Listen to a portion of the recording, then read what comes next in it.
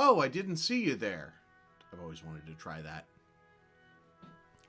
Hey, it's Kendall Hallman, aka Corran, and today I'm talking about 5 cards that I wish were playable in modern Star Wars CCG. So the first card is actually lots of cards.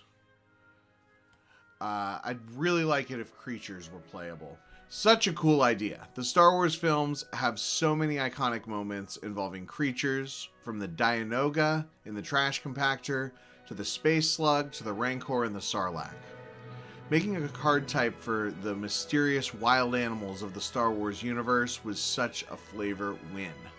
Unfortunately, the combination of complicated rules, the liability of having your own cards attacked, and other factors make these cards unplayable. Such a shame. Next up, Tuscan Raider. That applies to both the premiere and the Episode 1 versions. The original design of the Tuscan Raiders, where their power increases based on how many of them are at a site, was so cool. It's just that having a total power of 10 with 4 cards is pretty underwhelming. The Sand People are mysterious and interesting. You'll see a theme here. It seems like there's design space to let them set up on Tatooine with their banthas and have a fun little deck. Maybe not tier 1, but something at the power level of Watto would be cool. Next up, this list would not be complete without Corran Horn, my favorite expanded universe character.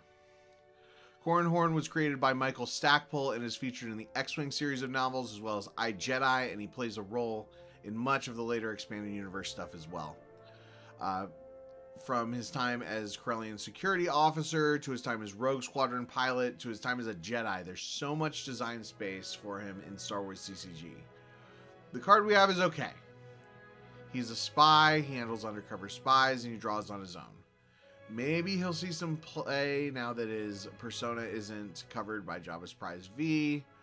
When was Corran ever frozen in carbonite? He's also able to be a smuggler and watch your step for some reason, thanks to a card in set 18, so maybe that'll make a difference. And I mean, I include him in my deck whether he's good or not, but power creep is such that there are just better characters and better answers to undercover spies. Corran should be as powerful as Mace Windu and as wise as Master Yoda. He should be all the best parts of Han and all the best parts of Luke. We need an Ability 6 version that works as a main character, not just a support character. Next up, we got Son of Skywalker. Easily the coolest image of Luke in the game. When I was a kid, having not seen the image because the game came out when you didn't always have access to the internet for images, I thought the card was a version of Luke Skywalker's son. Like other cards on the list, this card has a certain mystery about it. It was one of only 2 light side characters in the Dagobah set, with the other being Yoda. When Decipher lost the license and cards became super cheap, I got very excited when I got a copy of my own. Of course, by that time, we already had Luke Skywalker Jedi Knight, as well as Luke with lightsaber and whatever virtual versions of Luke were around to outclass SOS. Even in the context of Jedi tests on Dagobah, the correct choice has pretty much always been Daughter of Skywalker. Can we please get a playable version of this guy? And finally, the reason that I made this list was I was going through a collection that I purchased, and there were a bunch of copies of this card, and I was like, man, why isn't this card playable? The Dreadnought. Heavy Cruiser. Dreadnought class Heavy Cruiser is what it's called. Timothy Zahn's Thrawn trilogy captured the imagination of a generation of Star Wars fans. It launched the expanded universe and introduced us to Mara Jade, Talon Karrde, and of course Grand Admiral Thrawn. It's also one of the only areas of the expanded universe that current design guidelines would let us explore, since it was covered in the Decipher era. One of the coolest things about the Thrawn trilogy was the dreaded Katana fleet of Dreadnoughts. And we have a card for Dreadnoughts with a cool image that was released in the official tournament sealed deck as a promo, so everyone owns 1 billion copies of them. Why isn't there a playable virtual of this card?